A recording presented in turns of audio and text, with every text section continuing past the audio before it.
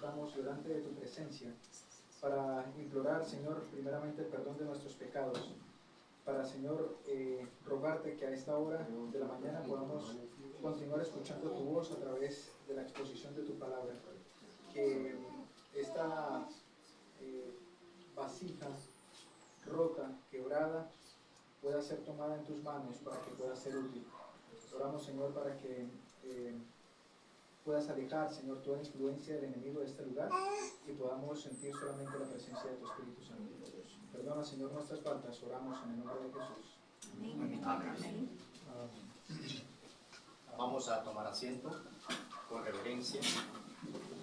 Agradecemos una vez más a todos mis hermanos que se han dado cita a esta reunión que es estar ante la presencia de nuestro Rey de Reyes y Señor de Señores. Damos la cordial bienvenida a mis hermanos que nos visitan de la 18.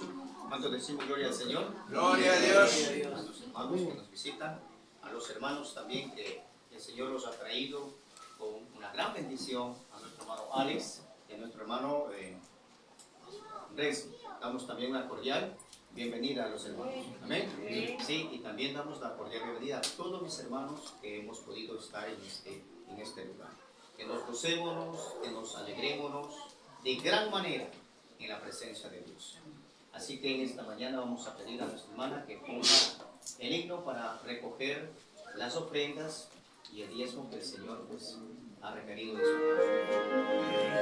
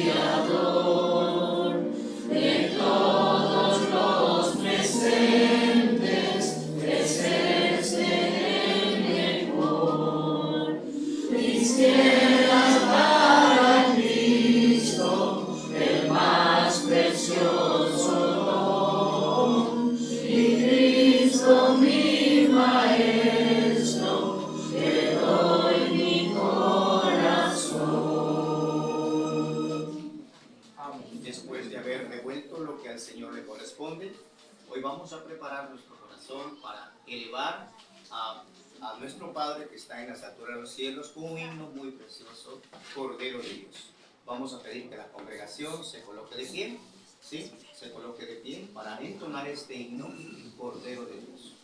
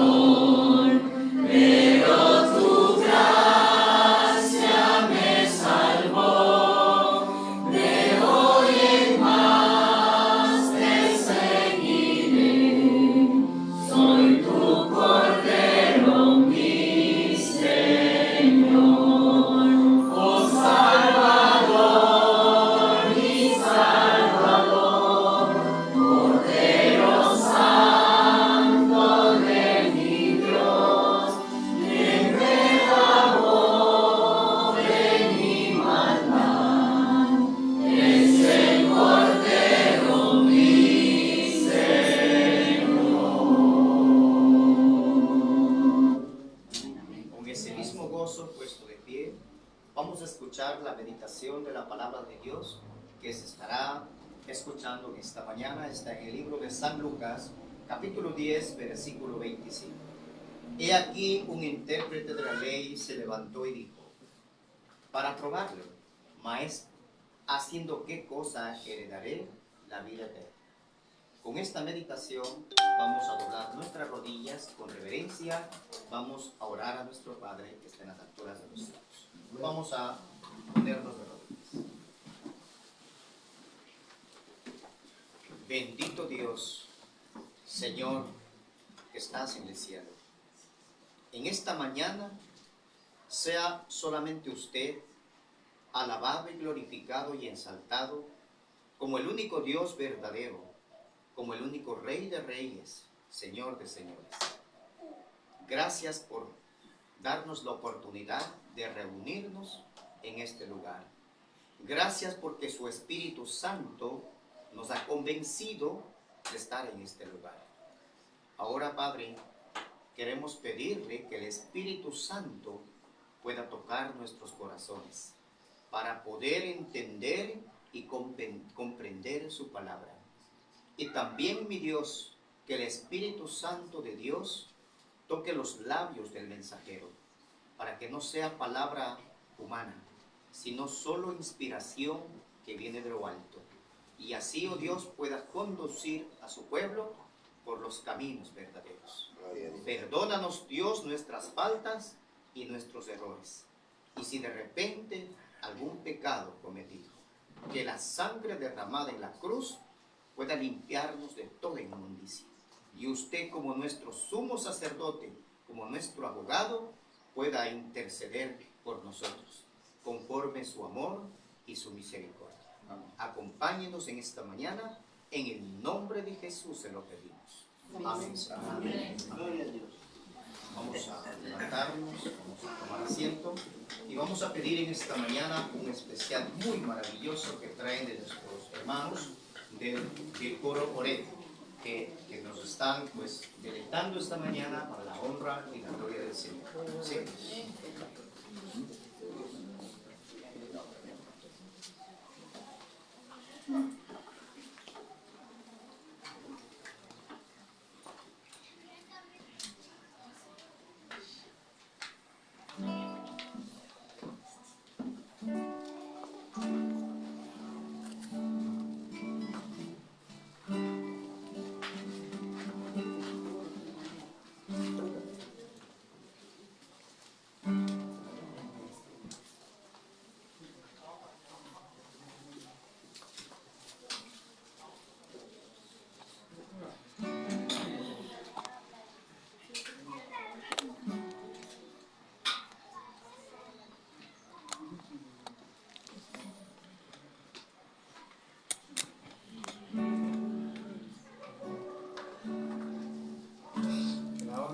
Sea para nuestro Dios, mis hermanos.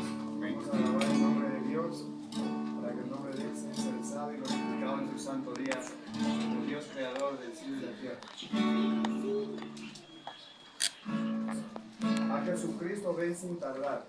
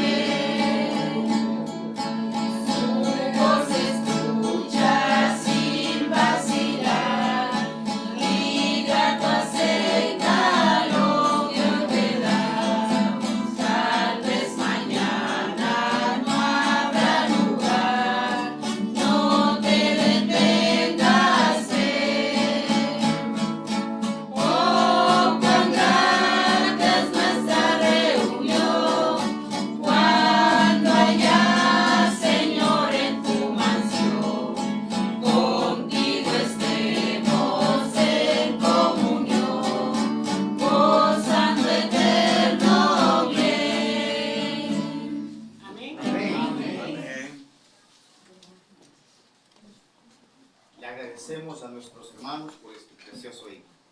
En esta mañana vamos a abrir nuestro corazón para escuchar la voz de Dios.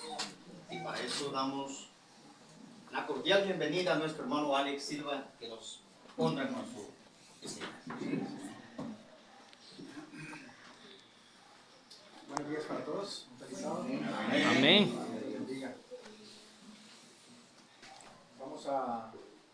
Vamos a meditar en la palabra de Dios. Esta mañana traía un mensaje preparado y sin embargo en mi meditación personal y en la búsqueda del Señor, comprendí que debía presentar otro tema.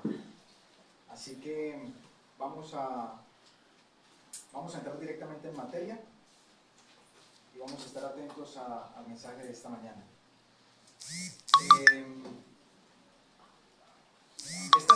Esta semana escuché la experiencia de un hermano que estaba teniendo un culto y se acercó a este culto una persona que estaba de visita en este lugar. Y esta persona que se acercó no era creyente, era una persona atea. Y trató de escuchar el culto y dijo, esto me interesa. Se sentó allí a estudiar, a escuchar la palabra, pero con el único objetivo de debatir, ¿sí? Se formó allí una pequeña controversia y él decía, si Dios existe, ¿por qué hay sufrimiento? ¿Por qué hay dolor? Si Dios existe y la Biblia es real, entonces ¿por qué Él quita la vida? La Biblia dice que Él ha matado a muchas personas. ¿Por qué lo hace? En otra oportunidad, en una parada de bus, me encontré un muchacho joven, sin una pierna. Mientras esperábamos allí el bus, traté de conversar con él. Intenté hablarle un poco acerca de Dios. Me dijo, no me hable de Él, porque Él me quitó lo que yo más quería, que era mi hermana, y ahora estoy sin pierna, así que no quiero saber nada de Él.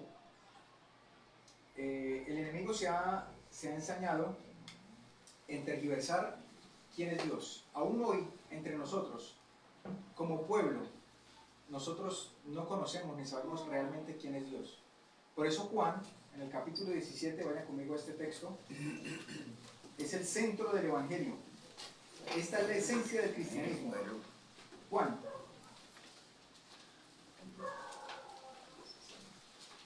El capítulo 17. Y el versículo 3 dice así.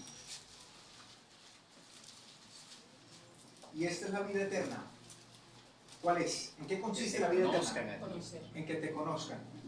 En que te conozcan a ti, el único Dios verdadero, y a Jesucristo, a quien has enviado. Hoy vamos a descubrir en la Escritura quién es Dios. ¿Qué dice la Escritura acerca de Dios? El enemigo, desde que estuvo en el cielo, Apocalipsis 12, dice que hubo una gran batalla en el cielo. Lo han leído, ¿verdad? Amén. Pero esta batalla no era una batalla, no era una guerra con armas. Era una batalla ideológica porque no hubo un solo muerto. Satanás quiso poner en las mentes de los seres celestiales la idea de que Dios no era tan bueno como decía ser. Y confundió a muchos de ellos. Cuando vino a la tierra, intentó hacer lo mismo con Eva. Lo que Dios os ha dicho. Le planteó mentiras, que no podía comer de ningún árbol. ¿Sí? Eva trató de explicar, pero la serpiente sedujo a la mujer. Seréis como Dios, conociendo el bien y el mal. Y ahora Eva, en un mundo de pecado, tiene que ver el sufrimiento que desencadena la desobediencia a Dios. Alguien dice, si Dios es bueno, ¿por qué permite que haya el mal? ¿Por qué Satanás siguió viviendo? ¿Por qué simplemente no creó un mundo nuevo? ¿Qué podemos responder frente a eso? ¿Por qué simplemente no hizo todo, destruyó el mal y hace una nueva creación? Y ya, y se acaba el mal, y se evita tanto sufrimiento. Yo les hago una pregunta. Si ustedes tienen un hijo, y este hijo se equivoca, se extravía por el camino que usted no le enseñó, sino que se va y toma un camino diferente, y entonces se convirtió en desobediente a usted ¿Usted decide quitarle la vida y hacer otro? ¿Sí? La solución más fácil. Me ahorro tantos dolores de cabeza. Le quito la vida y hago otro. Porque Dios le dio esa facultad al ser humano de procrear, cosa que los ángeles no pueden. Para que entendiéramos un poquito acerca de Dios. Fuimos hechos a su imagen y semejanza. Dios, el tema anterior tiene su fundamento en algo de lo que vamos a hablar ahora, en este momento. Primera de Juan, el capítulo 4 y el versículo 8. Primera de Juan, capítulo 4 y el versículo 8. Dice la Escritura, el que no ama, ¿qué pasa? No ha conocido a Dios. No conoce a Dios. ¿Qué decía el texto anterior? San Juan 17:3. Esta es la vida, que te conozcan. El que no ama no conoce a Dios, porque Dios es ¿qué? Es amor. Amor. Dios es amor. El amor no es un concepto. El amor es una persona. El amor es Dios. Y todo lo que hablamos, todo lo que se habló en la escuela sabática esta mañana en el primer servicio, tiene su fundamento en un principio fundamental, y es el amor. Pero el amor no es una cosa abstracta, no es una cosa abstracta, no es algo que yo puedo recibir. El amor, dice la Escritura, es Dios. Dios es amor. Y si nosotros tenemos a Dios, esto va en el hogar va a haber armonía. Va a haber armonía. Dios es amor, dice la Escritura. Pero hay una cosa que para mí es lo más valioso que Dios le ha dado al ser humano. ¿Qué creen ustedes que es lo más valioso que Dios le dio al ser humano? Por encima de eso, para mí no hay nada más valioso. Dios le dio libre albedrío. Libre albedrío. Todo este gran conflicto de los siglos que vivimos, toda esta lucha entre el bien y el mal, se centra en una sola cosa. Y es determinar o conocer quién es Dios. ¿Cuál es el carácter de Dios? Y por eso se lleva a cabo un juicio. Y al final vamos a abordar esto de forma muy rápida. Porque el juicio no es para fallar en contra de nosotros. Daniel 7 dice que el juicio fue dado en favor de nosotros. Realmente el que está siendo juzgado en todo este gran conflicto es Dios. Vayan conmigo a Romanos, el capítulo 3. Romanos, el capítulo 3.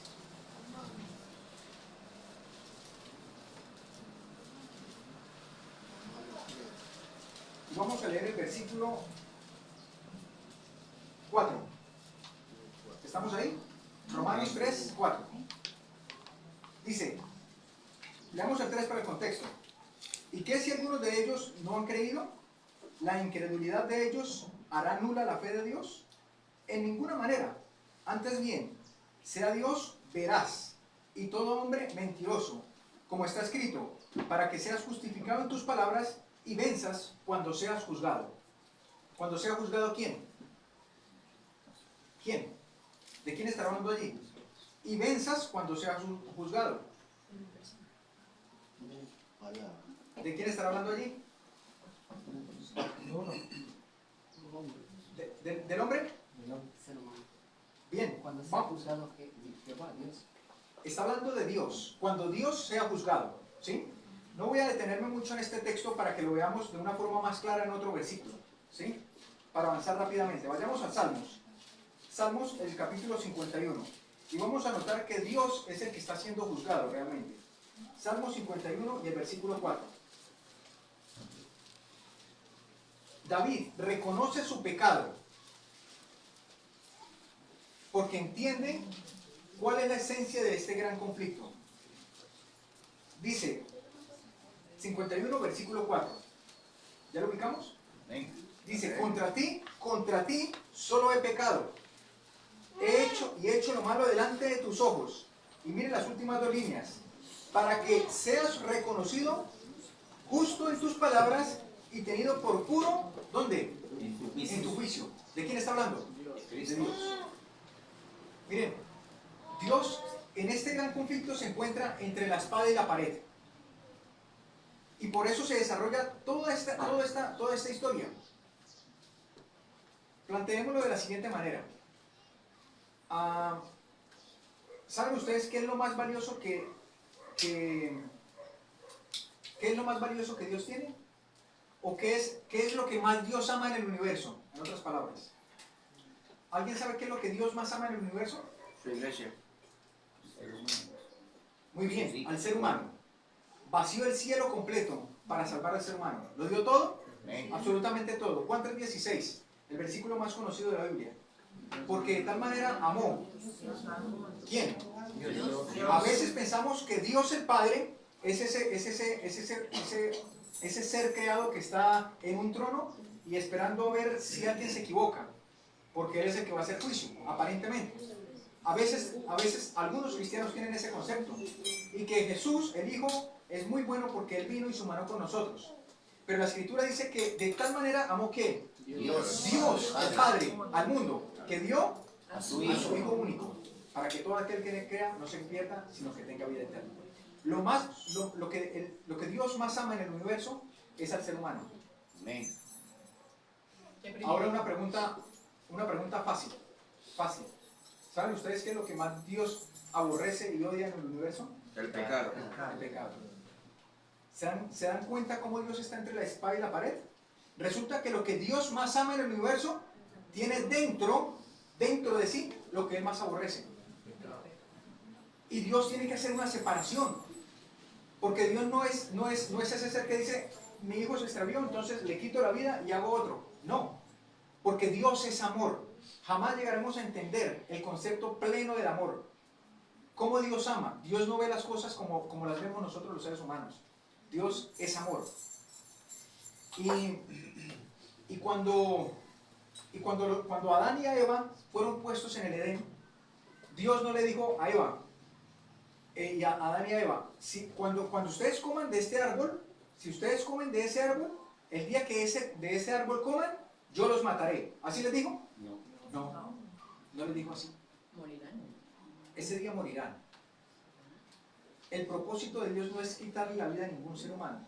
Y no lo hace Él. Él no lo hace.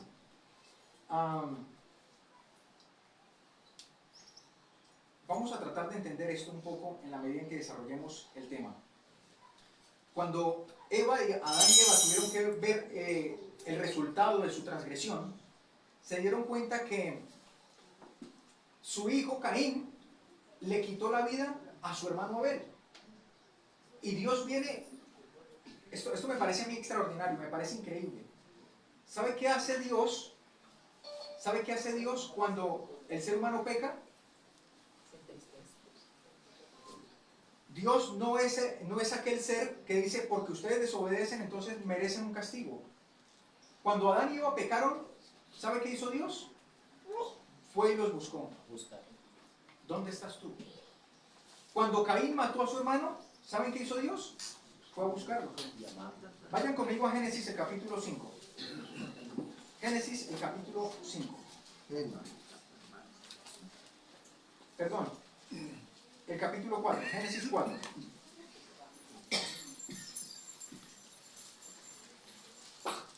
Versículo 10. Génesis 4, 10. Y le dijo, ¿qué has hecho? La voz de la sangre de tu hermano clama a mí desde la tierra. Versículo 14. He aquí me echas hoy de la faz de la tierra, y de tu presencia me esconderé, y seré fugitivo y vagabundo de la tierra. Y sucederá que cualquiera que me hallare me matará. Ese era el temor de Caín. ¿Sí lo están leyendo? Sí. Caín dice, me estás echando de ti, y cualquiera que me hallare me va a matar. Y miren lo que hace Dios con un asesino. Versículo 15. Y le respondió Jehová, ciertamente que cualquiera que matare a Caín 7 veces será castigado. Entonces Jehová puso señal en Caín para que no lo matase cualquiera que le hallare. ¿Qué hizo Dios con Caín? Lo protegió, le puso una marca y le dijo, a usted no le va a pasar nada. Porque para eso se hizo provisión. Para eso se hizo provisión. Dios respeta nuestra libertad hasta el extremo. Lo más valioso que Dios le dio al ser humano fue el libre albedrío. Y alguien se pregunta y dice, ¿por qué Dios permite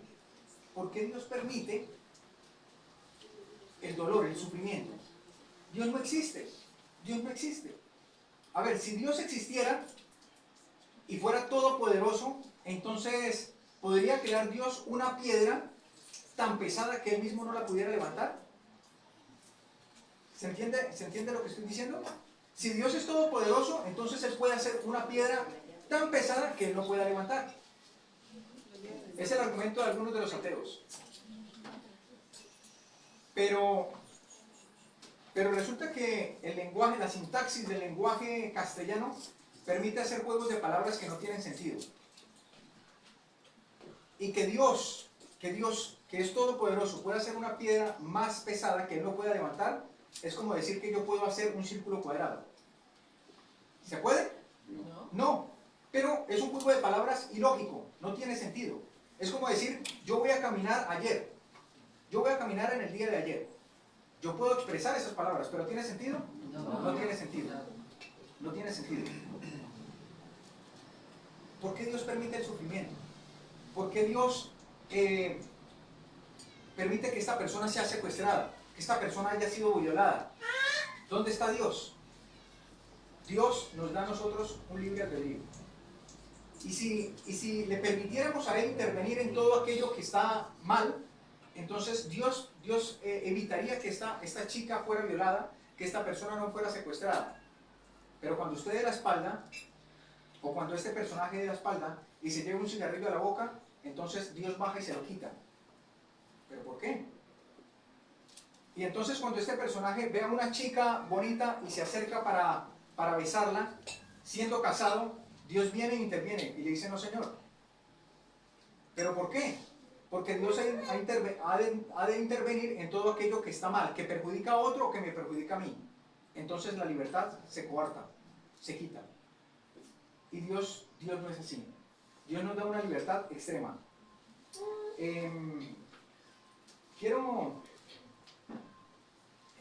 Algunos mencionan que Dios es el responsable de todas las cosas. Si a mí me dio cáncer, si muere un ser querido, si yo quedo en silla de ruedas, si pierdo una extremidad, Dios termina siendo el culpable. Si no es Dios, entonces que salga y se defienda. Es lo que el enemigo pone en la mente del ser humano. ¿Por qué no hace algo? ¿Por qué no dice? ¿Por qué no se manifiesta? Pero nosotros vemos un claro ejemplo en la historia de Job. ¿Han leído la historia de Job? Sí. En ningún momento, ¿quién fue el autor del sufrimiento de Job? El enemigo. Y en ningún momento Dios baja y le explica a Job, le dice, mire, yo no soy el que está haciendo todo esto, es él. En ningún momento Dios lo hace. Porque ese no es el carácter de Dios. Dios no es acusador, Dios no señala a nadie. Y en el momento en el que él acuse o señale a alguien, él deja de ser Dios. Dios simplemente le dice, ajústese los pantalones y le voy a hacer un par de preguntas. Pero nunca Job supo, o nunca Job recibió una respuesta de parte de Dios diciéndole que él no era el autor del mal. Vayamos a lo que fue nuestra lectura bíblica. Lucas el capítulo 10. Lucas el capítulo 10. Y el versículo 25 y 26.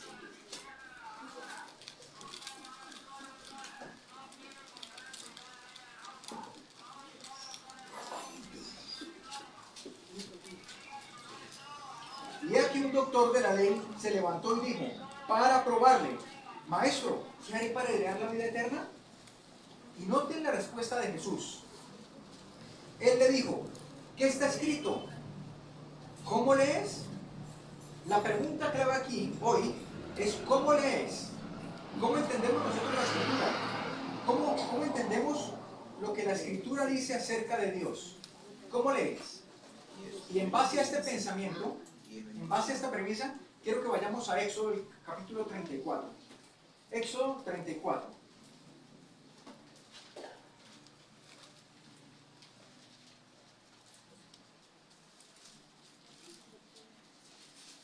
Vamos a leer los versículos 6 y 7.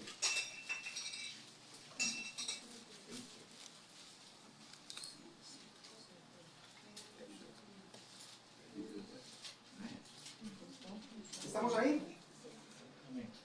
Dice, y pasando Jehová por delante de él proclamó, Jehová, Jehová, fuerte, misericordioso, piadoso, tardo para la ira y grande en benignidad y verdad, que guardes la misericordia a millares, que perdona la iniquidad, la rebelión y el pecado, y que de ningún modo dará por inocente al culpable, que visita la iniquidad de los padres sobre los hijos y de los hijos sobre los hijos hasta la tercera y cuarta generación. Se está describiendo quién es Dios aquí. Y hoy el enemigo ha tratado de tergiversar esa imagen. Porque por un lado,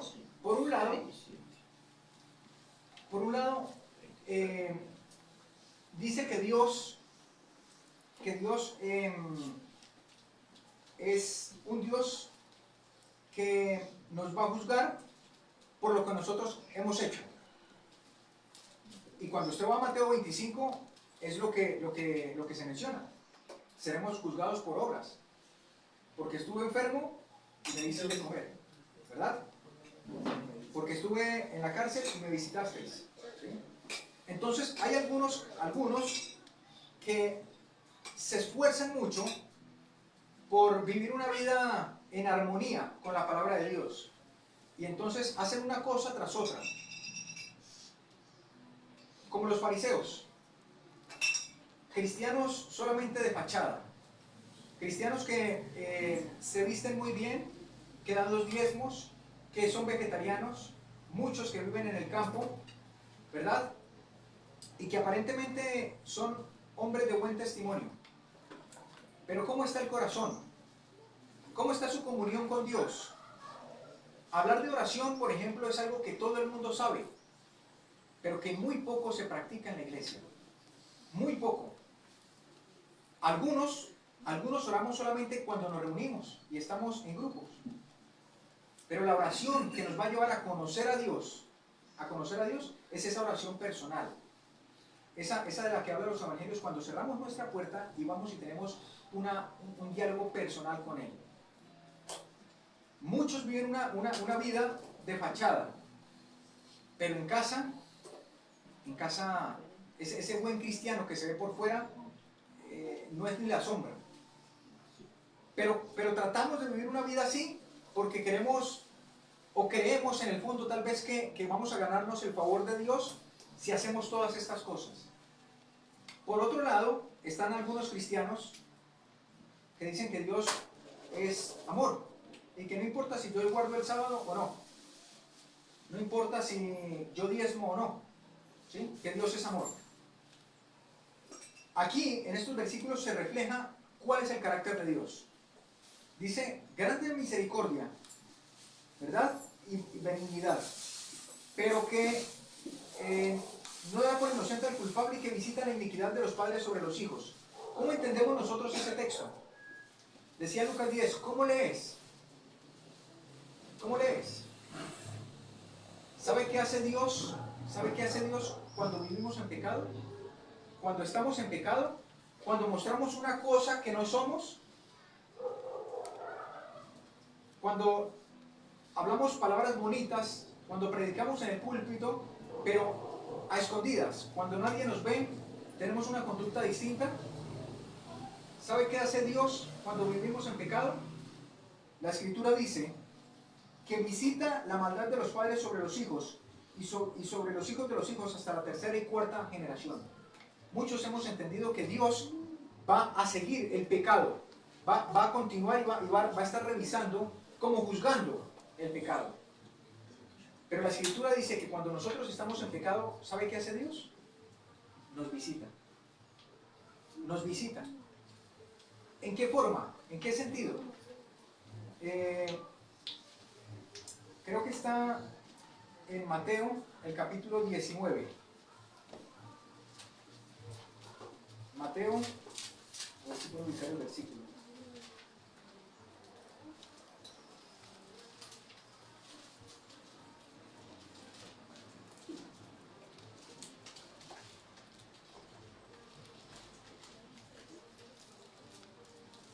No lo recuerdo dónde está. Vamos a pasar por el tiempo.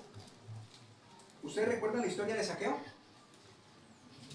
Era un hombre despreciado, era un hombre que tenía ganancias deshonestas, ¿verdad? Sí. ¿Vivía en pecado? Sí. Sí. ¿Sabe qué hizo Dios cuando se encontró con Zaqueo? San Lucas 19. Lucas, gracias mi hermano. Vayamos a Lucas. Gracias. Lucas 19, versículo 5. Cuando Jesús llegó a aquel lugar, mirando hacia arriba le dijo: Zaqueo, date prisa, desciende, porque hoy es necesario que ¿qué? Que no te visite. ¿Por qué? Porque estaba en pecado. La Escritura dice que visito la maldad de los padres sobre los hijos. En medio del pecado, ¿qué hace el Señor Jesús? Nos visita. Mire lo que dice Marcos. Marcos, el capítulo 2. Marcos, el capítulo 2. Y el versículo...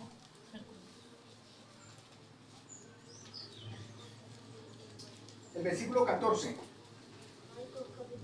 2:14.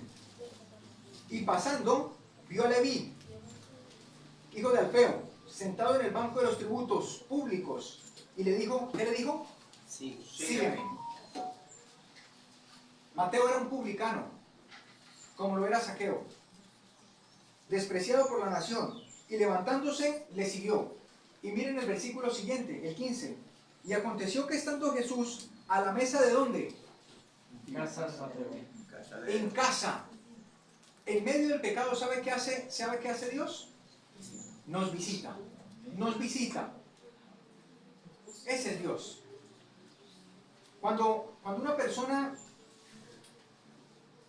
ha pecado, y ese pecado ha pasado por generaciones, porque yo cometí un error con mi hijo, y mi hijo entonces ahora comete ese error con sus hijos, ¿sabe qué hace Dios? Los visita. Y entonces le dice: entrégame tu iniquidad, y yo te voy a entregar mi vida. Cuando una persona es alcohólico, abandona a su esposa, cuando una persona al final se queda solo, le da cáncer por la vida que vivió, ¿sabe qué hace Dios? Lo visita y le dice: venga y estemos a cuentas. Isaías 1:18. Venid a mí y estemos a cuentas, ¿sí? Y si sus pecados fueren como la grana, como la nieve, serán emblanquecidos. El Señor me otorga su perdón. Y yo he sido testigo de eso. Mi abuelito vivió una vida totalmente desordenada. Al final de su vida, él enfermó con diabetes, tenía problemas de corazón, de riñones, entre tantas cosas que hace la diabetes. Y un día de madrugada se levantó. El Señor lo levantó. Un dolor en el pecho. Se llamó a servicio médico de emergencia. Yo no estaba allí en casa, yo estaba afuera. Llamaron y cuando llegaron a la casa, le revisaron absolutamente todo y él estaba bien. No tenía nada. Se acostó nuevamente y volvió a sentir la molestia. Se levantó con un dolor en el pecho. Y en ese momento, lo único que él hizo y lo que el Espíritu Santo puso en su mente fue hacer una oración. Él oró, se reconcilió con sus hijos que estaban allí, pidió perdón por todos sus pecados, se reconcilió con Dios y tan pronto terminó la oración, él murió. Le dio un infarto y murió. Una vida desordenada. Vamos a 2 de Timoteo.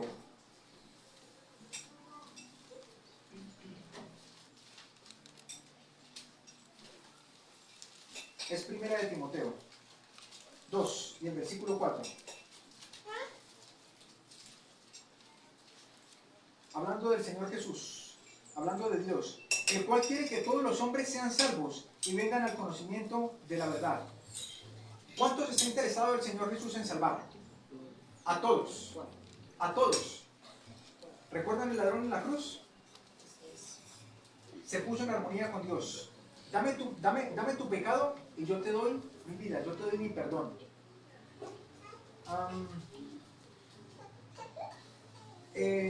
La Escritura menciona en Juan 8, vamos a Juan 8, 44. ¿Cuál es el carácter del enemigo? Juan, el capítulo 8 y el versículo 44.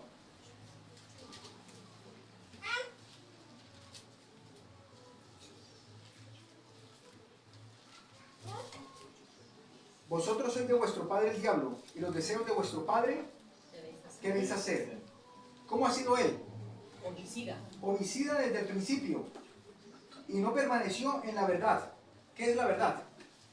San Juan 14:6 dice que Jesús es la verdad, ¿verdad? No permaneció en la verdad, porque no hay verdad en él.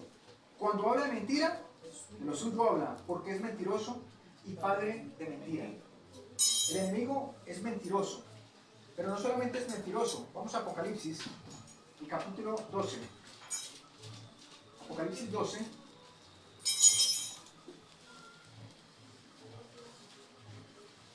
Y el versículo 10. Y oí una gran voz del cielo que decía: ahora ha venido la salvación, el poder y el reino de Jesucristo, nuestro Dios, y la potestad de su Cristo, porque el acusador de nuestros hermanos ha sido derribado, el cual los acusaba de día y de noche.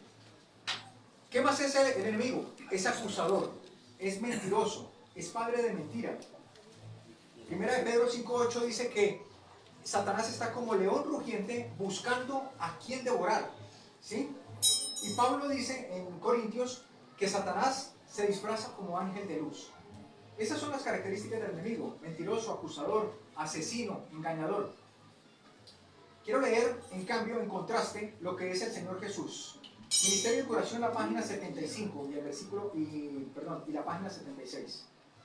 Escuchemos con atención. Dice: Dios obra día tras día, hora tras hora, y en todo momento para conservarnos la vida. ¿Entendemos bien esto? Dios obra día tras día, hora tras hora, y momento tras momento para conservarnos la vida, fortalecernos y restaurarnos. Amén. La enfermedad, el padecimiento y la muerte son obra de un poder enemigo. Satanás destruye, Dios restaura. Amén. Satanás destruye, Dios restaura. Vamos a la evidencia bíblica, porque en la escritura parece que Dios cambiara de comportamiento. Vamos a ver algunos casos prácticos y en este momento les voy a pedir que tomen sus Biblias y tomen agüita también para que no se vayan a quedar dormidos, ¿sí? Vamos a ver algunos casos prácticos. Segunda de Samuel 24. Segunda de Samuel 24 y el versículo 1.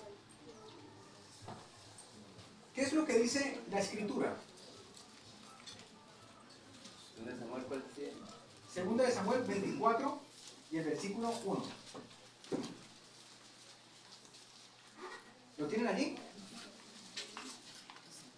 Amén. Amén. Bien. Leamos con atención. Mire lo que dice la palabra de Dios. Y volvió a encenderse el furor de Jehová contra Israel. ¿El furor de quién? De Jehová. ¿Contra quién? Contra Israel. ¿Y qué hizo? E incitó a David contra ellos a que dijese: ve y cuenta a Israel y a Judá. Pregunto, ¿fue bueno que David contase a Israel y a Judá? ¿Recuerdan la historia? ¿No? El contar un censo, ¿verdad? Sí, que hiciera el censo. No fue bueno. No fue bueno. Ajá. No fue bueno. Pero dice la escritura que el furor de Jehová se encendió contra Israel. ¿Y quién lo incitó a que contase? ¿Pero qué dice la escritura? ¿Qué dice la escritura? Y volvió a encenderse el furor de Jehová contra Israel, e incitó a David contra ellos a que dijese: ve y cuenta a Israel y a Judá. ¿Qué dice la escritura? ¿Quién está incitando a David? Jehová. Pero quiero que vayamos a la historia paralela. Vayamos a Primera de Crónicas. El capítulo 1. Primera de Crónicas 21. Capítulo 1. Capítulo 21. Primera de Crónicas 21. Y vamos a leer el versículo 21. Solamente para el contexto quiero que leamos el versículo 8, para entender si fue bueno o fue malo. Crónica 8. 21.8, Primera de Crónicas 21.8. La palabra del Señor dice: entonces dijo David a Dios: he pecado pecado gravemente al hacer esto. Te ruego que quites la iniquidad de tu siervo, porque he hecho muy locamente. Muy bien, estuvo mal lo que se hizo. Y vamos a leer ahora el versículo 1 que viene hablando acerca del censo. Miren lo que dice, pero lo va a decir de otra manera. Primera de Crónicas 21:1 dice: pero Satanás se levantó contra Israel e incitó a David a que contase a Israel. ¡Wow! ¡Qué interesante! Un texto parece que dice que Dios lo hizo, pero el otro texto dice que es Satanás el que lo hace. Lo incitó. A ver, lo que la Biblia quiere decir aquí, un texto, este texto de Primera de Crónica 21, nos enseña o nos dice quién realmente incitó a David y quién era el que estaba molesto con Israel. ¿Quién era? Satanás. Y el otro texto nos dice cómo es que actúa Dios con su pueblo. ¿Sí? Ustedes recuerdan, a ver, el censo era para, una de las cosas que iba a hacer el censo era hacer o despertar en David lo que ocurrió con Nabucodonosor en el capítulo 5. ¿No es esta la gran Babilonia que yo construí? Era simplemente para la vanagloria, ¿sí? Era para el crédito personal. Pregunto, ¿Dios incita a la vanagloria? No. Quiero mencionar por qué el otro texto es que nos enseña cómo Dios se comporta, cómo Dios actúa con su pueblo. ¿Ustedes recuerdan cuando el periodo de Israel cuando era gobernado por jueces? ¿Sí? ¿Qué dijo el pueblo? Queremos un rey. Queremos un rey. Pregunto, ¿era la voluntad de Dios que se pusiera rey? No. Dios explicó una y otra vez a su pueblo de Israel cuál era la razón por la que no debían poner un rey. Y Dios les explicó, mire, si ustedes tienen un rey, ustedes van a ser siervos de este rey. Van a tener que pagarle impuestos. El rey va a tener que organizar a sus hijos y se los va a llevar a la guerra. Muchos de ellos van a morir. Van a tener que servirle en el palacio y para poder conservar todo lo que él tiene. No es el propósito de Dios que haya un rey. Pero el pueblo insistió. Queremos rey, queremos rey, queremos rey. ¿Y qué dijo Dios? ¿Alguien recuerda qué dijo Dios? Dios dijo, si ustedes quieren rey, esa no es mi voluntad. Miren ustedes allá cómo resuelven. ¿Sí fue esa la actitud de Dios? No. ¿Saben qué dijo Dios? Ustedes tienen libertad y van a escoger lo que bien les parece. Yo les explico que ese no es mi deseo y que no está bien para ustedes. Pero si ustedes quieren escoger otro camino, yo no los voy a abandonar. Yo les voy a ayudar a escoger al rey. Y si ustedes leen 1 Samuel 10 y el versículo 9, se van a dar cuenta que Dios escogió a Saúl y cambió su corazón, lo preparó para ser rey de Israel. ¿Pero era la voluntad de Dios? No. Aunque el hombre escoge un camino distinto, Dios dice, yo no los voy a abandonar. Yo los voy a acompañar. ¿Sí? Uno explica la forma, quién incita a David, y el otro explica la forma en cómo Dios actúa. El Espíritu Santo trató de decirle a David, no haga ese censo, no lo haga. Pero David dice, yo lo quiero hacer.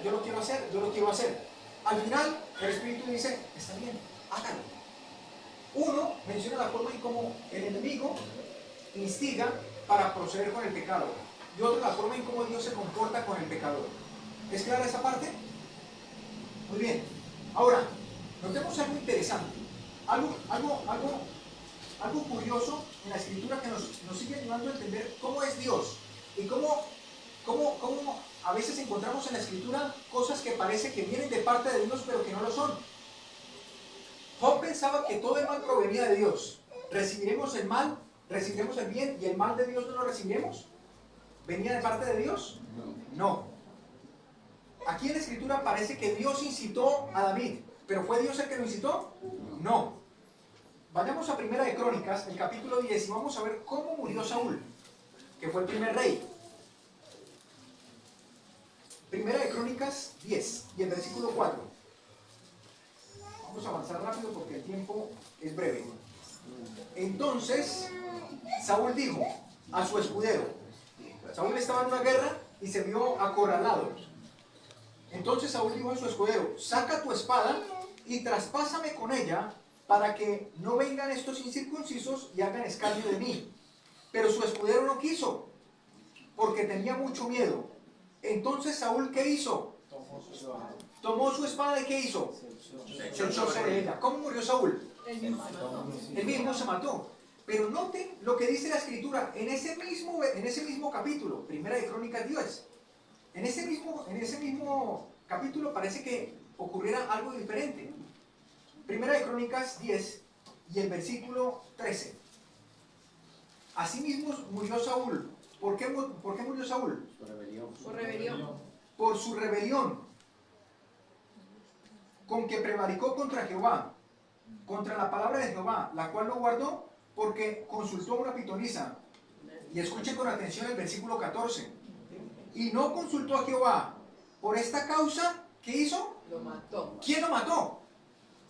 Aparentemente Dios. Y si ustedes leen la versión, se la voy a leer, de la Biblia, la versión, de la traducción, algunas versiones, voy a leerle, en este caso, la traducción, la nueva versión internacional, porque aquí pareciera que no fuera muy claro, pero si lo analizamos bien, realmente es claro. Voy a leerle la nueva versión internacional, denme un segundo. Primera de Crónicas 10 y el versículo 14. Miren lo que dice. Saúl murió por haberse rebelado contra el Señor, pues en vez de consultarlo, desobedeció su palabra y no buscó el consejo de una adivina. Por esto el Señor le quitó la vida y le entregó el reino en manos de David, hijo de Isaí. Aquí dice que ¿quién le quitó la vida? El Señor. ¿Pero fue Dios el que le quitó la vida? No. Él mismo. Él mismo se quitó la vida. ¿Cómo es que la Biblia hace responsable a Dios de estos actos? Parece, alguien habla acerca del Dios del Antiguo Testamento, de guerras, de muertes, ¿sí? Y cuando usted lee San Juan 5:39, dice, escudriñad las Escrituras, porque a vosotros os parece que en ellas tenéis vida eterna, y ellas son las que dan ¿qué? Testimonio. Ellas son las que dan testimonio de quién soy yo, ¿saben? Cuando se escribió ese texto, el Nuevo Testamento no existía. ¿A qué escritura se estaba refiriendo? Al Antiguo. Y entonces, ¿cómo es que todas esas historias revelan quién es Dios? Pues estamos viendo que Dios actúa de una forma misericordiosa con el pecador. El Señor buscó muchas veces a Saúl, muchas veces, pero él, por su propia elección, dijo, no quiero estar a tu lado. En República Dominicana, la penúltima vez que estuve allí, vi por primera vez, porque no soy mucho de animales, vi por primera vez una gallina que atrapaba en sus alitas a sus polluelos. Eso me pareció curioso y tierno, pero más curioso me pareció que un pollito, eran muchos, pero uno de ellos era rebelde. Le picaba en la patica a la gallina, le picaban en su patica, porque él quería ser libre. La gallinita lo abrazaba y él decía, yo no quiero estar aquí, y se iba. Y la gallinita junto con sus otros pollitos iba detrás de él y lo alcanzaba y lo abrazaba otra vez. Y yo veía como el pollito le picaba, porque él no quería estar ahí. Él no quería estar allí. Allí mismo, en este país, y pocos días después, vi otra escena. Y fue era una especie de gavilán. Era un gavilán. Estaba yo en el campo y vi un gavilán persiguiendo a un carpintero. Y ya lo tenía y aterrizó y lo iba a agarrar allí, pero eso fue muy cerca mío. En ese momento yo llegué y le salvé la vida al carpintero. Porque si yo no estoy ahí, lo acaba.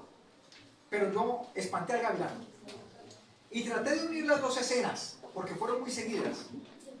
Yo digo, y entiendo al Señor tratando de cuidar a su hijito, a sus hijos, que se van por un lado y por otro.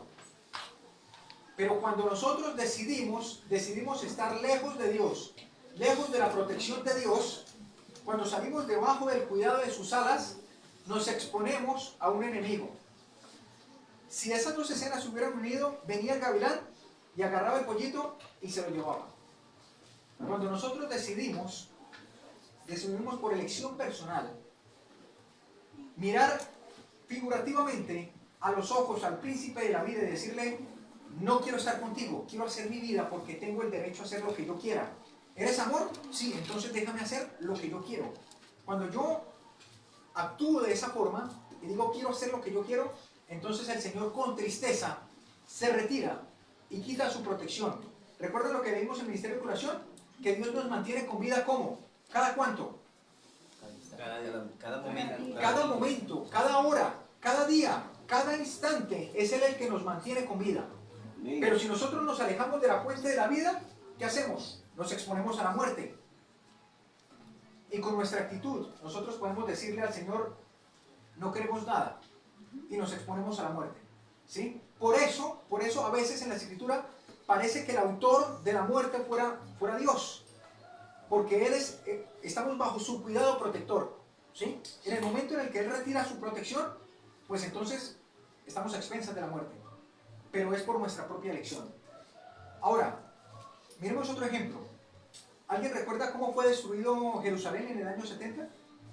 ¿Quién destruyó a Jerusalén? Muy bien, las tropas romanas, a través del ejército de Tito. Vayamos a Mateo, el capítulo 23. Mateo 23.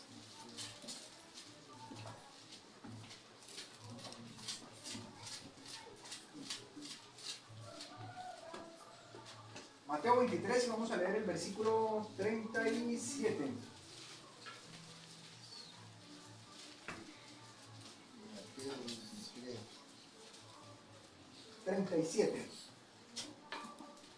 Vamos a leerlo hasta el 39. No, hasta el 38. Miren lo que dice la palabra de Dios. ¿Están allí? Amén. Dice, Jerusalén, Jerusalén, Jesús con lágrimas en los ojos, llorando por su pueblo. Jerusalén, Jerusalén, que matas a los profetas y apedreas a los que te son enviados. ¿Cuántas veces quise juntar tus hijos como la gallina junta sus polluelos debajo de sus alas? ¿Y qué? No quisiste. No quisiste. Como este pollito rebelde que picaba la patica de la gallina. Y miren, como consecuencia de que no quiso, ¿cuántas veces, dice Jesús? ¿Cuántas veces? Lo intenté muchas, pero no quisiste. Miren lo que dice el versículo 38. Como no quisiste, he aquí vuestra casa os es dejada ¿cómo? Desierta. Yo me voy, porque si usted no quiere que yo esté aquí, me voy. ¿Y qué pasa cuando el Señor Jesús se retira? Viene la destrucción. Estamos a expensas del enemigo que está ahí al acecho, como un león rugiente. Miren lo que dice el conflicto de los siglos, la página 33. Los padecimientos de los judíos son muchas veces representados como el castigo que cayó sobre ellos por decreto del Altísimo. ¿Estamos entendiendo? ¿Cuál es la idea? A veces el ser humano tiene un falso concepto de Dios porque cree que todo lo malo viene de Dios. Y escuchen lo que dice en relación a esto. Los padecimientos de los judíos son muchas veces representados como castigo que cayó sobre ellos por decreto del Altísimo. Así es como el gran engañador, escuchemos, el gran engañador procura ocultar su propia obra. ¿La obra de quién? De él mismo. Por la tenacidad con que rechazaron el amor y la misericordia de Dios, los judíos hicieron retirar su protección y Satanás pudo regirlos como quiso. ¿Se está entendiendo el párrafo? Sí. Las horrorosas crueldades perpetradas durante la destrucción de Jerusalén demuestran el poder con que se ensaña Satanás sobre aquellos que ceden a su influencia. Y muchas veces se tilda o se señala a Dios como el autor del mal. Ahora, quiero que vayamos a otro ejemplo. ¿Ustedes recuerdan al pueblo de Israel en el desierto con las serpientes? Vamos a Números, el capítulo 21. Números, el capítulo 21.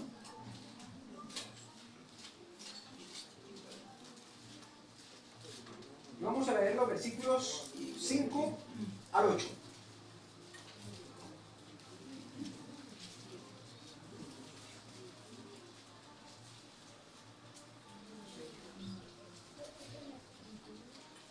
¿Lo tenemos?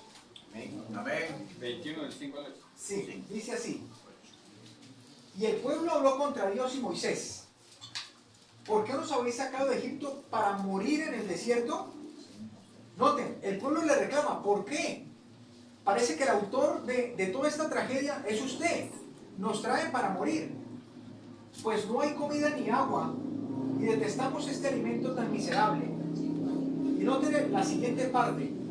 Y el Señor envió serpientes abrasadoras entre el pueblo y mordieron al pueblo y mucha gente de Israel murió. Entonces el pueblo vino a Moisés y dijo: hemos pecado porque hemos hablado contra el Señor y contra ti. Intercede con el Señor para que quite las serpientes de entre nosotros. Y Moisés intercedió por el pueblo y el Señor dijo a Moisés: hazte una serpiente abrasadora y ponla sobre un asta, y acontecerá que cuando todo el pueblo sea mordido, la mirare, vivirá. Pregunta: ¿quién envió las serpientes? ¿Qué dice la escritura? ¿Quién las envió? Dios las envió. Eso dice. Hasta una serpiente. Eso dice. Dios envió las serpientes. ¿Sí lo leyeron así? Sí. Sí. Parece que Dios fuera como que hoy estoy de buen humor Y y mañana. mañana como que cambio de decisión. Santiago 1:17. Santiago 1:17 dice que en el Señor no hay sombra de variación. Santiago 1 y el verso 17. Toda buena dádiva y todo don perfecto desciende de lo alto, del Padre de las luces, en el cual no hay mudanza ni sombra de variación. Dios no cambia. Dios es el mismo ayer, hoy y siempre. ¿Acaso Dios va a enviar unas serpientes para luego protegerlas él mismo de las serpientes que él envió? ¿Tiene eso sentido? No. Mire lo que dice Patriarcas y Profetas. Esto está en la página 404 y el párrafo 3. Patriarcas y Profetas 404 y el párrafo 3. Escuchemos con atención. Porque había estado escudado por el poder divino, Israel no se había dado cuenta de los innumerables peligros que lo habían rodeado continuamente. ¿Por qué? ¿Por qué fue que Israel no se dio cuenta? Vamos a repetir. Porque había estado escudado por el poder divino, Israel no se había dado cuenta de los innumerables peligros que lo habían rodeado continuamente. ¿Tenían peligros alrededor? El poder de Dios los Sí. cubría. ¿Por qué no se habían dado cuenta? Porque Dios los cubría. Los protegía. Porque Dios los mantenía con vida momento tras momento. En su ingratitud e incredulidad habían declarado que deseaban la muerte, y ahora el Señor permitió que la muerte les sobreviniera. Escuchen, Dios siempre actúa en virtud de la elección del ser humano. ¿Queremos rey? ¿Queremos rey? ¿Queremos rey? ¿Quieren rey? Está bien. ¿Queremos carne? ¿Queremos carne? ¿Queremos carne? ¿Quieren carne? Tomen carne. Quiero censar al pueblo. Quiero censar al pueblo. Quiero censar al pueblo. Entonces cénselo. ¿Sí? Decía el pueblo: mejor hubiésemos muerto en este desierto. Es mejor que muramos en el desierto. Mejor que muramos en el desierto, era lo que todo el tiempo decían. ¿Y qué pasó? En su ingratitud e incredulidad habían declarado que deseaban la muerte. Y ahora el Señor permitió que la muerte sobreviniera. ¿Fue Él el que causó la muerte? No. Permitió. Porque Dios actúa de acuerdo a la elección del ser humano. Sí, es amén. Mejor que muriéramos en el desierto. Mejor que muriéramos. Miren cómo sigue diciendo. Las serpientes venenosas que pululaban en el desierto eran llamadas serpientes ardientes a causa de los terribles efectos de su mordedura, pues producían una inflamación violenta y la muerte al poco rato. Y escuchen esto: cuando la mano protectora de Dios se apartó de Israel, muchísimas personas fueron atacadas por estos reptiles venenosos. ¿Fue Dios quien las envió? Solamente el Señor. Estaban allí. Era al contrario, estaba cuidando de ellos. Pero ellos, dice, por su ingratitud e incredulidad, lo rechazaron, se apartaron de él. Y cuando Dios retira su protección, entonces quedan a expensas de un poder enemigo. ¿Verdad? Bien. Ellos eligen apartarse del poder de Dios. Leo de Testimonios para la Iglesia, el tomo 6, la página 388. Esto está en otros apartes, del Espíritu de Profecía, creo que también está en Testimonios para la Iglesia, el tomo 4. Dice así, Página, hermano, página. 388. Gracias, mi hermano. Dice, Satanás es el destructor. ¿Quién es el destructor? Satanás. Satanás. Dios no puede bendecir a los que se niegan a ser sus mayordomos fieles. ¿Escuchamos bien? Dios no puede bendecir a quienes se niegan a ser sus mayordomos fieles. Dios no puede bendecir a una persona Que no quiere. Que no que quiere. no quiere. Dios no puede bendecir a una persona que no quiere dejar su cigarrillo. Dios no puede bendecir a una persona que dice, yo quiero seguir comiendo de esta manera. Dios no puede bendecir a una persona que dice, no quiero hacer ejercicio. Que sabe lo que es bueno, según Santiago 4:17, sabe lo que es bueno, pero no lo hace. Y entonces, sobreviene mal, y ahí sí, Señor, ayúdame. Dios no puede bendecir a una persona que se niega a ser su mayordomo fiel, administrar las cosas que Él ha dado con fidelidad. Todo lo que puede hacer, escuchen, todo lo que puede hacer es permitir a Satanás que realice su obra destructora. No puede hacer otra cosa. Dios no puede bajar a quitarle el cigarrillo a la persona. Lo único, porque esa persona tiene el libre albedrío, la elección. Y todo lo que puede hacer es permitir que Satanás realice su obra destructora. Vemos que vienen sobre la tierra calamidades de toda clase y de todo grado. ¿Y por qué? El poder restrictivo del Señor no se hace sentir. ¿Por qué? Porque por nuestra propia elección nos hemos apartado de Él. El mundo despreció la palabra de Dios. Vive como si no hubiese Dios.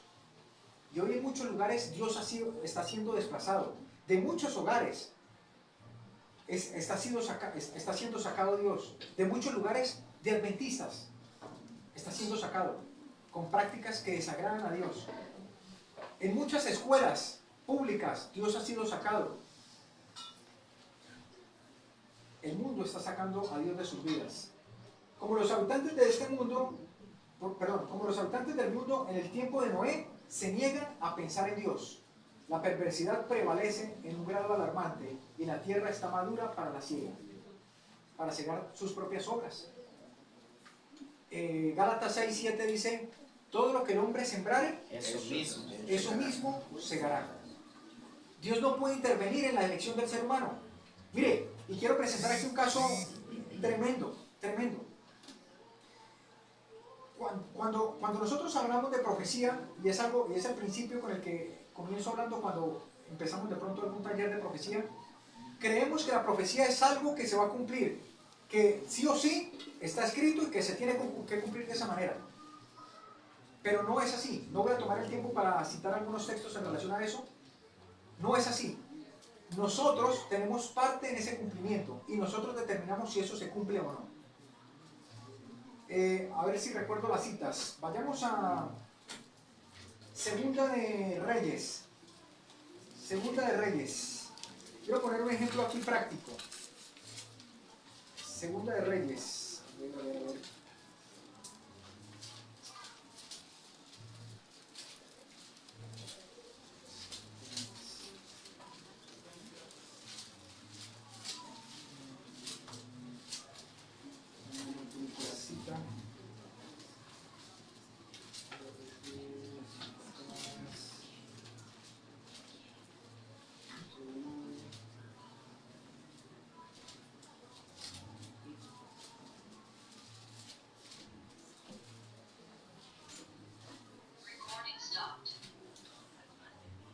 Sí, Segunda de Reyes 22. Segunda de Reyes 22, el Señor hizo una promesa a un hombre que había hecho lo recto delante de sus ojos. Segunda de Reyes 22. ¿Quién era ese hombre? 22:1. Sí, ¿lo ubicaron? Sí. ¿Quién era ese hombre? Josías. Era un hombre que había hecho lo recto delante de los ojos de Dios. ¿Y cuál fue la promesa? Versículo 20. Segunda de Reyes 22:20. Ustedes pueden leer el contexto. El Señor dice, va a venir una situación difícil, pero a Josías dice, por tanto, he aquí yo te recogeré con tus padres y serás recogido en tu sepultura, ¿cómo? En paz. Y no verán tus ojos todo el mal que yo traigo sobre este lugar. Y dieron la respuesta al rey. ¿Cuál era la promesa? Que él iba a morir ¿cómo? En paz. En paz. Era una promesa de parte de quién? De Dios. Era una profecía, iba a tener un cumplimiento en el futuro. Dios lo había determinado así. Pero miren lo que dice en Segunda de Crónicas. Vamos a Segunda de Crónicas, el capítulo 34. 34.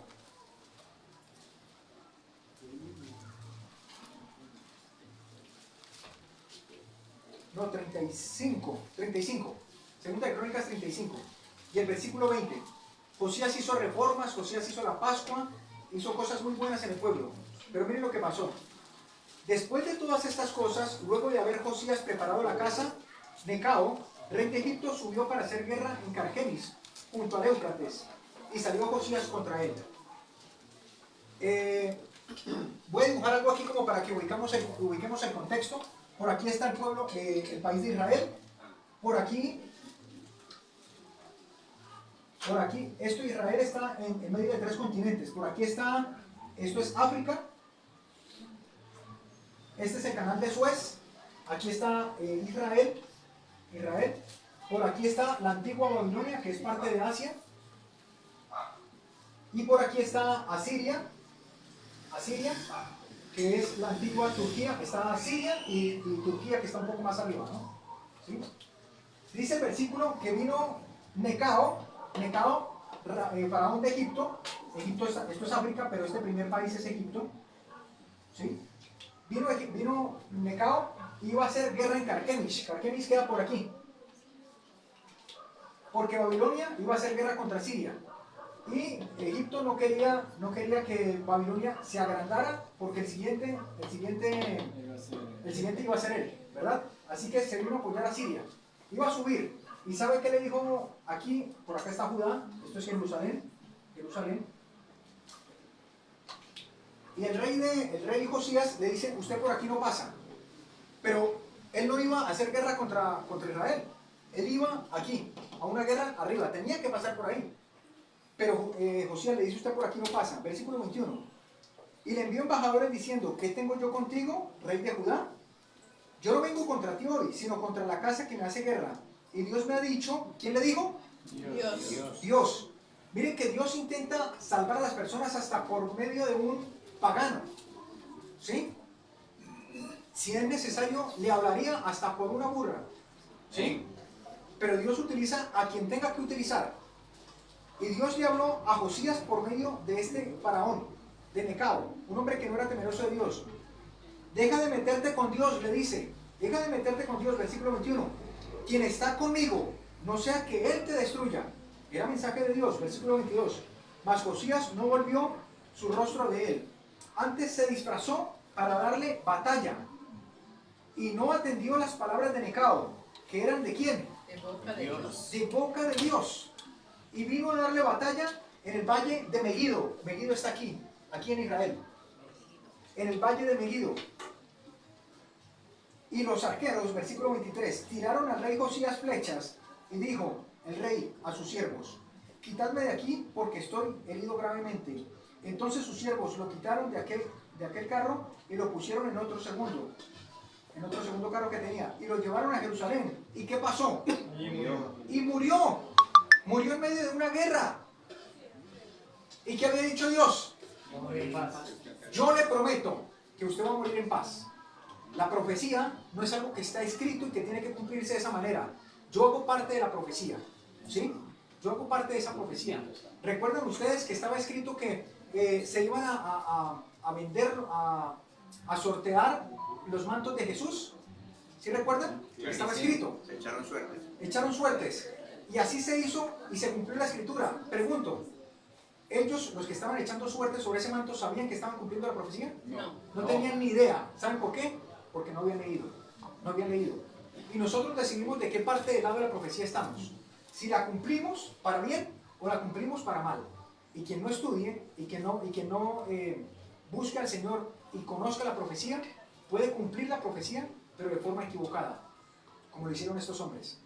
Dios prometió que iba a darle que Josías iba a morir en paz. ¿Y cómo murió? En medio de una batalla. No murió en paz. ¿Por qué? Porque ¿de quién decide el destino? ¿Quién decide el destino? Yo soy arquitecto de mi propio destino. ¿Sí? Y Dios no interviene en esas decisiones. Dios no interviene. Su promesa, dice en Jeremías 29:11, que tiene pensamientos de paz y no de mal, para darnos el fin que esperamos.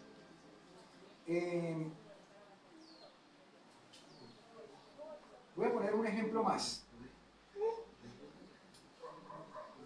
para ir finalizando.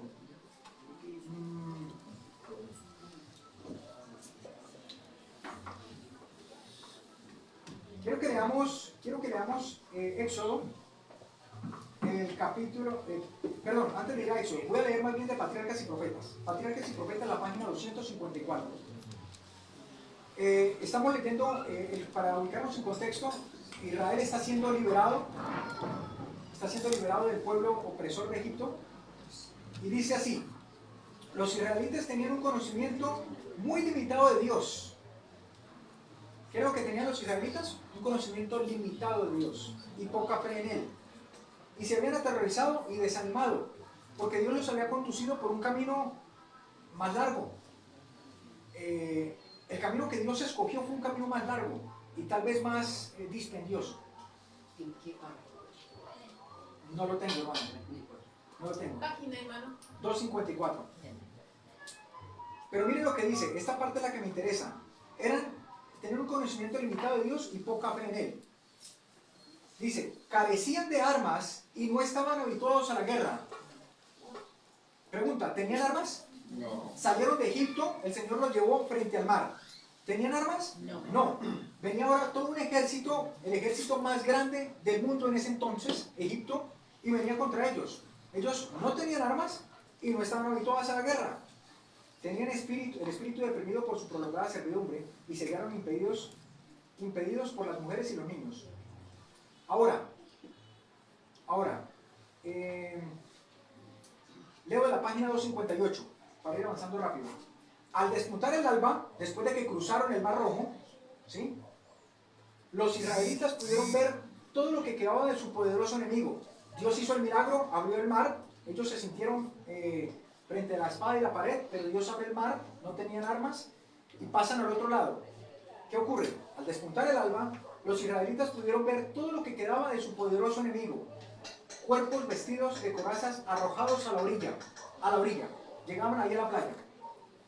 Ahora, los israelitas deciden avanzar y entrar en conquistas de una tierra prometida. Ellos se van a pelear contra los amalecitas. Pregunta, ¿tenían armas? No. ¿De dónde sacaron las armas?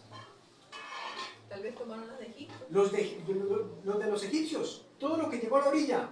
Se llevaron las armas para pelear. Pero eso no era el propósito de Dios. Leamos Éxodo 14. Y el versículo 14.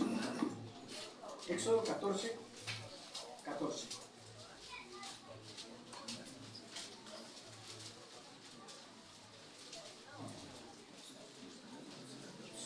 Jehová peleará por vosotros. ¿Y vosotros qué? Estaréis quietos. El propósito de Dios era llevarlos a conquistar unas tierras, pero el Señor tenía un plan diferente. Y ellos se llevaron las armas. ¿Cómo sabemos eso? Vamos a Deuteronomio capítulo 1. Deuteronomio capítulo 1.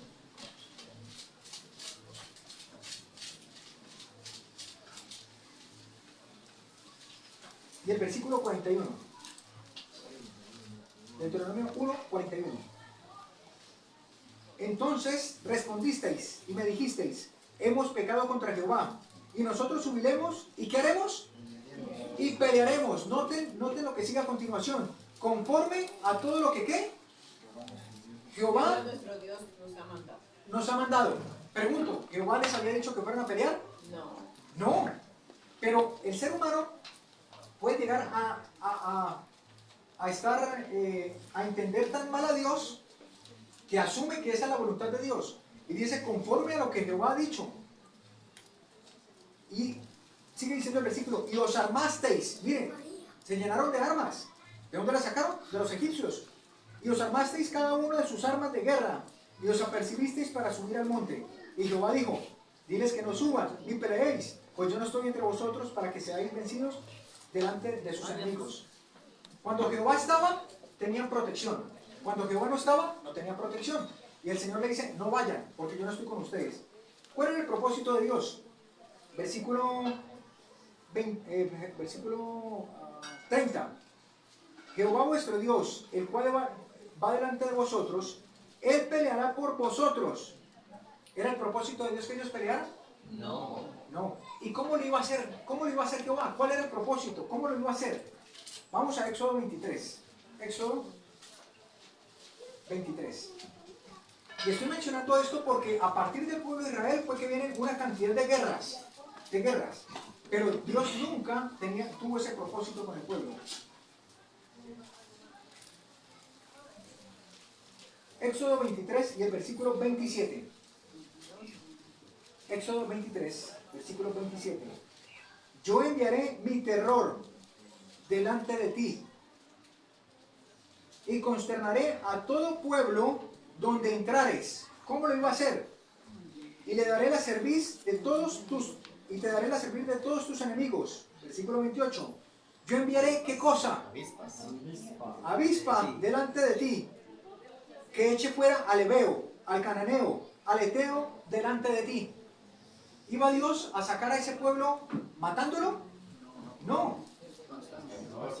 Dios les dijo lleven armas y vayan y peleen. No. Le dijo quédense tranquilos, que yo lo voy a hacer. Y el propósito de Dios no era tampoco quitarle la vida a todos ellos. Dijo yo los voy a correr de una forma sencilla, con avispas. ¿Sí?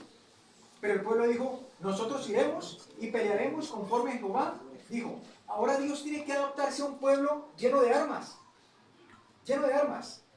Y entonces tratar de llevarlos y de sobrellevarlos con la elección que ellos han hecho.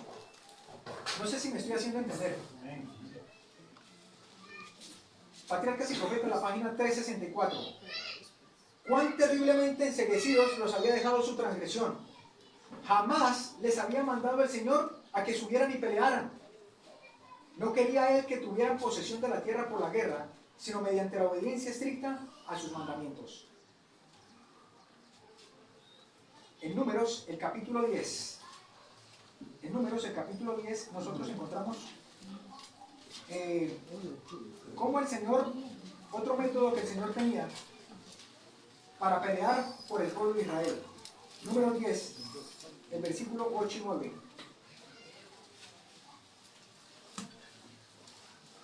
Denme unos minutos, ya voy terminando.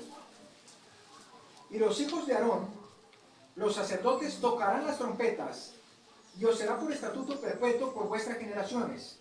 Cuando vayáis a la guerra, ¿qué tenéis que hacer?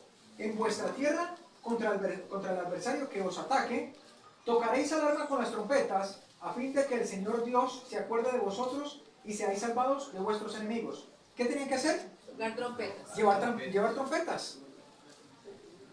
Lo hizo con Jericó, lo hizo con Gedeón, ¿verdad? Ese era el propósito de Dios. Segunda de Crónicas 20:17. Por el tiempo voy a leerlo rápidamente. Segunda de Crónicas 20:17. Lo leo para los que toman nota. Amón, Moab y Seir, 3 de los reinos contra Josafat. No necesitáis pelear la batalla, dijo el Señor. Manteneos de pie y estad quietos. Ved la salvación del Señor con vosotros, oh Judá y Jerusalén. No temáis ni os acobardéis. Salid mañana al encuentro de ellos, porque el Señor está con vosotros. Amén. Bueno, al final de todo este conflicto, nosotros vemos que en muchas de las guerras, Dios permitió que entre ellos mismos se atacaran. Y vamos a entender por qué. Pero esto es algo que va a ocurrir al final de los tiempos. Conflicto de los siglos, la página 651. El mundo finalmente va a ser autodestruido por el exceso de maldad. Dice, los impíos están llenos del mismo odio contra Dios que el que le inspira a Satanás, Pero ven que su caso es desesperado, que no pueden prevalecer contra Dios. Se enardecen contra Satanás y contra los que fueron sus agentes para engañar, y con furia demoníaca se vuelven contra ellos. Así como en las guerras del pueblo de Israel, unos se iban contra otros, al final del tiempo, los impíos se van a destruir unos contra otros. El propósito de Dios no es quitarle la vida a nadie. Hay dos formas en que el ser humano puede pagar puede pagar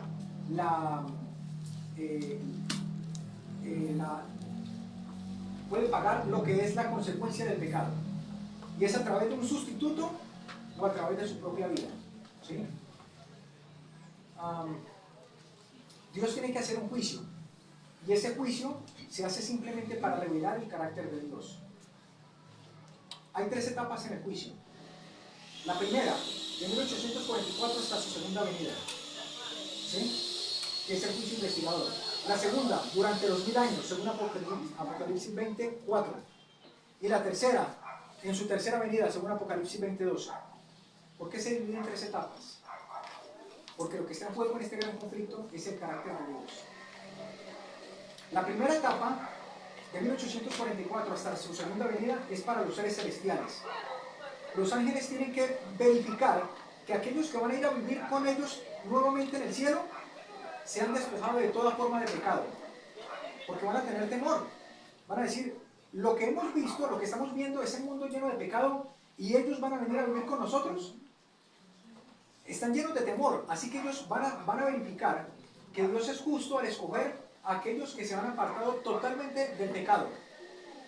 Proverbios 28:13 dice que el que confiesa su pecado y se aparta, ese es el que va a alcanzar misericordia, ¿sí? Se aparta. Y Isaías 59, el versículo 16, dice que cuando no haya intercesor, su propia mano le traerá salvación, ¿sí? Será salvo por su propia justicia, una justicia que es impartida de parte de Dios.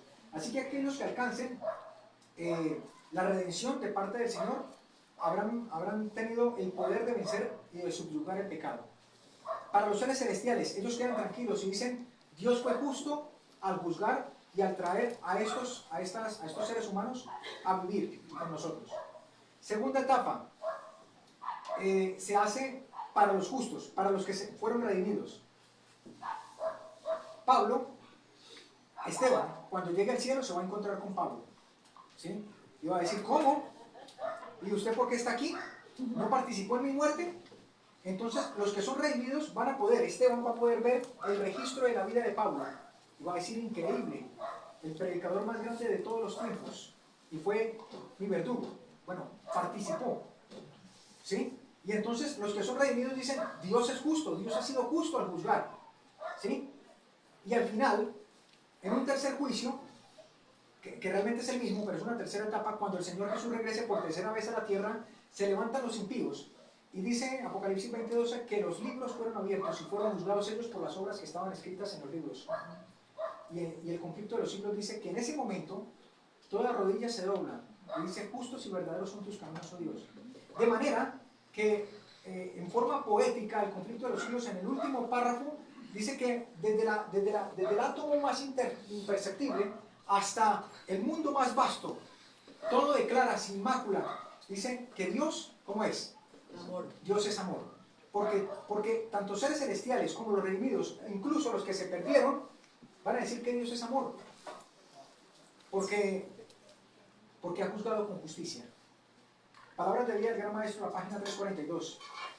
Esto que estoy hablando en esta mañana es un mensaje de verdad presente. Es lo que nosotros debemos conocer y entender. No lo digo yo. Dice, aquellos que esperan la venida del esposo han de decir al pueblo, ¿veis aquí el Dios nuestro? Los últimos rayos de luz de misericordia. Los últimos rayos de luz misericordiosa, perdón. El último mensaje de clemencia que ha de darse al mundo, escuchen cuál es el último mensaje de clemencia que hay que darse al mundo. Es una revelación del carácter del amor de Dios. Los hijos de Dios han de manifestar su gloria. En su vida y carácter han de revelar lo que la gracia de Dios ha hecho por ellos. Y finalizo con este párrafo. Palabras de vida del Gran Maestro, la página está en el capítulo 29, no tomé nota de la página. 342, No, del último que voy a leer. Palabras de vida del Gran Maestro, el capítulo 29. Dice así: el mundo está envuelto por las tinieblas de la falsa concepción de Dios, y eso incluye a los adventistas del séptimo día. Los hombres están perdiendo el conocimiento de su carácter, el cual ha sido mal entendido y mal interpretado. En este tiempo ha de proclamarse un mensaje de Dios, un mensaje que ilumine con su influencia y salve con su poder en este tiempo. ¿Cuál es ese mensaje? ¿Cuál es ese mensaje? Su carácter ha de ser dado a conocer. Sobre las tinieblas del mundo ha de resplandecer la luz de su gloria, su bondad, su misericordia y su verdad. Dios es amor. Cuando al final el ser humano tenga que ser destruido, va a ser destruido no porque Dios quiera quitarle la vida a ese ser humano. Vimos inicialmente que lo que Dios más ama es al ser humano, pero tiene dentro de sí lo que Dios más aborrece. Finalmente el pecado va a tener que ser destruido y aniquilado, y aquel que se aferre al pecado y no quiera soltarlo va a tener que perecer junto con él.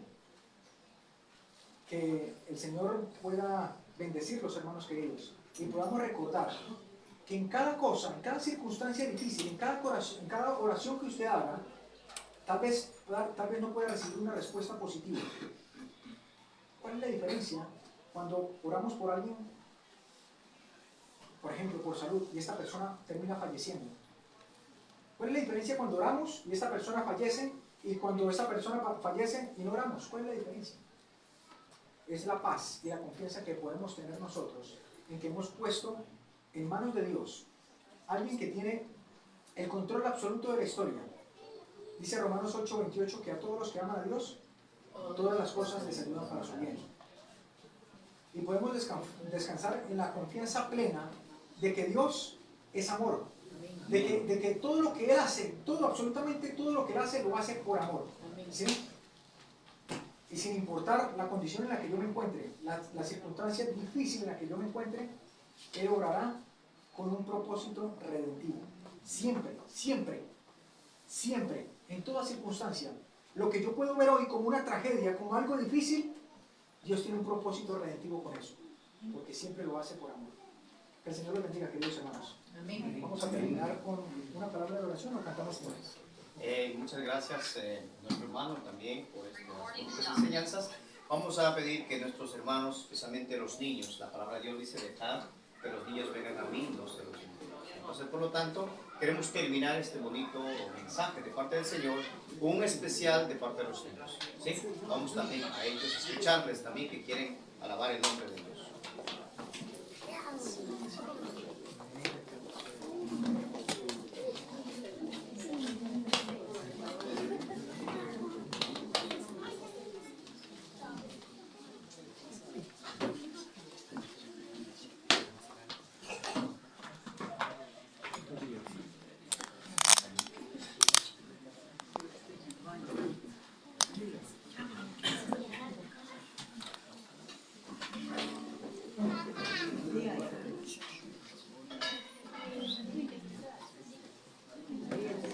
Buenos días, hermano. Buenos días. Feliz sábado, hermano. Amén. Hoy vamos a hacer una canción para la gloria de Dios y para santificarlo. Amén. Amén. Amén.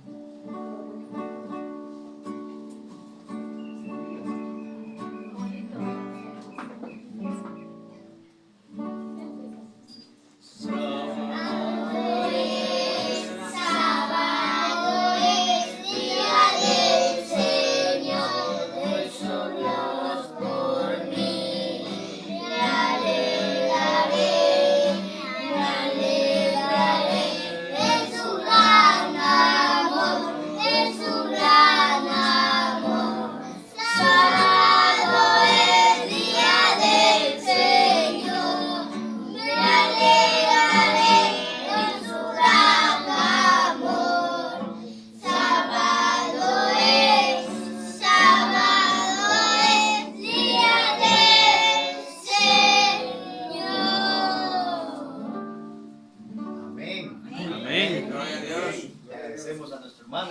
los niños por este precioso día. Ahora sí vamos a colocarnos de rodillas con reverencia para terminar haciendo la oración que nos va a hacer nuestro hermano Alex para dar la conclusión.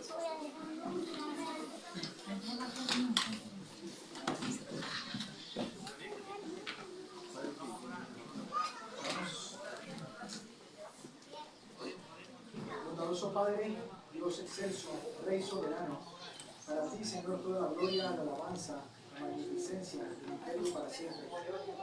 De rodillas, Señor, nos presentamos ante tu presencia para darte gracias, porque eres un Dios bueno, porque eres un Dios misericordioso. Gracias, Señor, porque en tu palabra encontramos una revelación plena de tu carácter. Gracias, Señor, porque has desenmascarado al enemigo, que es mentiroso, engañador, asesino, acusador. Pero hoy hemos recordado, Señor, que tú eres amor, que tu misericordia es para siempre, que si en algún momento, Señor, pasamos por circunstancias difíciles, probablemente, Señor, se deba a que nos hemos alejado de ti. Te pedimos, Señor, el perdón, porque nuestra inclinación es hacer lo malo, nuestra naturaleza, Señor, nos desvía del camino, y como el pueblo de Israel, Señor, tomamos decisiones erradas, pero te agradecemos, Señor, que en medio de nuestras equivocaciones, tú no nos abandonas, tú no nos dejas solos, sino que estás junto a nosotros para respaldarnos. Gracias porque no nos pagas conforme a nuestras iniquidades, sino conforme a tus múltiples misericordias. Que tu nombre, Señor, sea alabado. Oramos, Señor, para que tu Espíritu Santo pueda seguir trabajando en nosotros, que aquel que comenzó esa buena obra pueda terminarla para el día de Jesucristo, que pueda sobrar en nosotros un corazón limpio y un espíritu recto dentro de nosotros, de manera, Señor, que nuestras palabras, que nuestras acciones, que nuestro comportamiento, que nuestras decisiones puedan ser simplemente el resultado de una comunión estrecha contigo, de que te hemos conocido, que pueda ser una limpieza de adentro hacia afuera, de manera correcta, Señor, y así, Señor, podamos dar fruto para tu gloria. En esto es glorificado mi Padre, en que deis mucho fruto. Queremos, Señor, y anhelamos profundamente ese fruto del Espíritu, que es el amor. Y todo lo que se deriva de allí, Señor, la paz, la paciencia, la benignidad, la bondad, que pueda, Señor, obrar en nuestras vidas, tanto el querer como el hacer por tu buena voluntad. Abandonamos en tus manos en este día, asimismo a nuestros familiares, que cada necesidad, Señor, física, de salud, cada necesidad económica, que cada necesidad en el hogar, que cada necesidad espiritual, que pueda ser, Señor, dentro de los hermanos presentes o dentro de sus familias, pueda ser suplida, Señor, según tu voluntad, entendiendo que independientemente de la circunstancia en la que nos encontremos, tú estás al control, que tú eres un Dios amoroso y que todas las cosas, Señor, nos ayudan para nuestro bien. Oramos agradeciéndote estos favores y pidiéndote el perdón de nuestros pecados, sin mérito en nosotros, pues oramos en Jesús. Amén. Amén. Vamos a salir ordenadamente para abrazarnos.